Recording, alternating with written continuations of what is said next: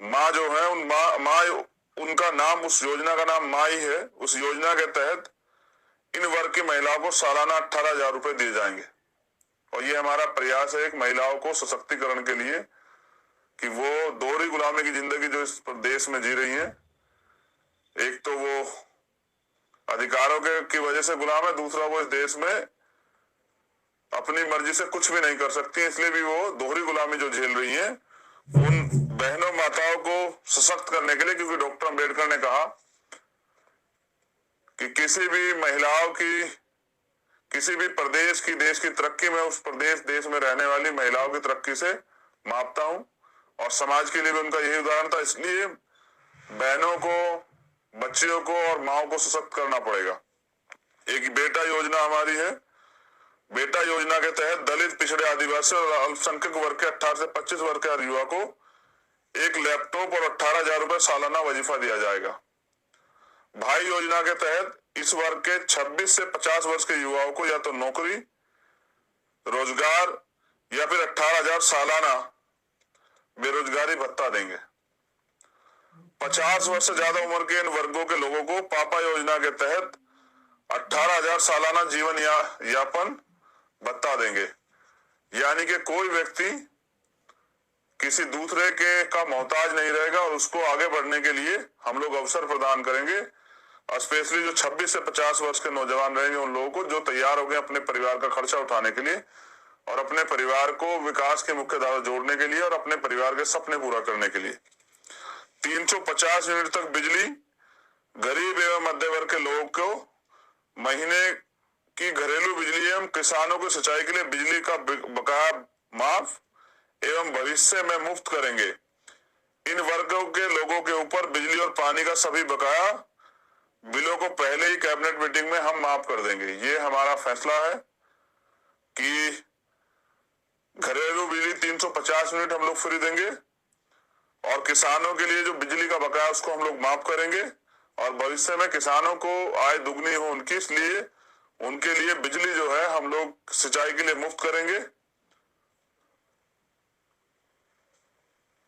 और इनसे अलग भी जो लोग हैं जिन पे जो बिजली का और पानी का बकाया बिल है वो उसको हम लोग खत्म करेंगे, क्योंकि सरकार ने साजिश करके जो है ना गरीबों को लूटने के लिए इनके ऊपर जबरदस्ती इतना बड़ा बिल जो है वो लाद दिया है। छोटे और मध्यम वर्ग के व्यापारियों की मदद करने के लिए ग्रामीण स्तर से लेकर शहरी तथा सरकारी व्यापार केंद्र स्थापित किए जाएंगे। शहरों के अंदर मॉल खोलने पर प्रतिबंध लगाएंगे। स्टेट जीएसटी की दर को 3% इन वर्गों के लिए व्यापारिक छूट दी जाएगी और डीजल और पेट्रोल के दाम यूपी में सबसे सस्ते होंगे। हम पे योजना है कि जो छोटे और मध्यम वर्ग के व्यापारी हैं, जो गांव स्तर से लेकर जो छोटी छोटी दुकानें चलाते हैं शहर के स्तर पर, उनके लिए व्यापार केंद्र स्थापित किए जाएंगे।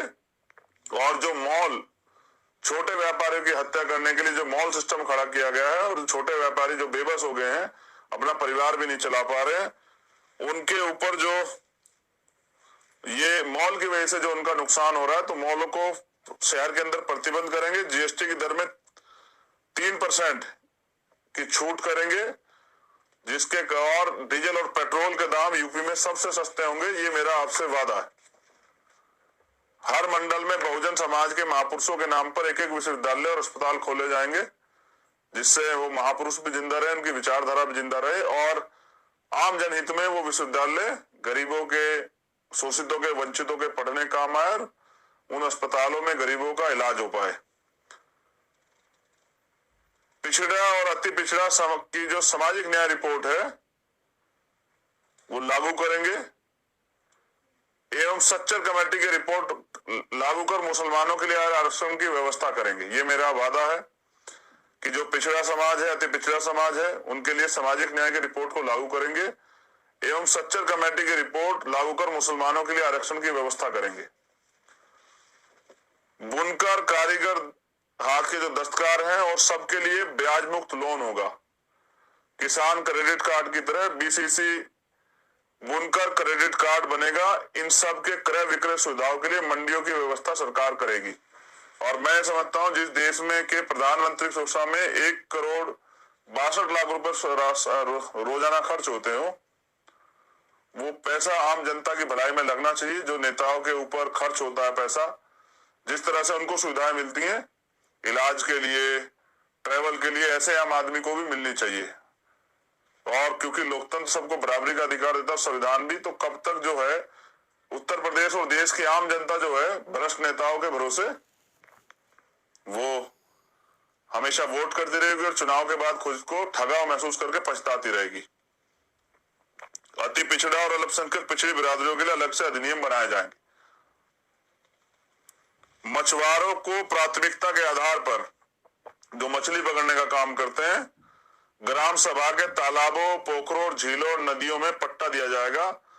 मत्स्य उद्योग जैसे कृषि आधारित लघु उद्योग को बढ़ावा देने के लिए अलग से व्यवस्था की जाएगी। सरकार बनने पर मॉब लिंचिंग अधिनियम बनाया जाएगा। रिटायर्ड जजों का एक स्वतंत्र आयोग बनाया जाएगा, क्योंकि बड़े पैमाने पे प्रदेश में और देश में मॉब लिंचिंग के नाम पर वंचित वर्ग के लोगों की हत्याएं की जाती हैं और कोई उफ तक नहीं कहता।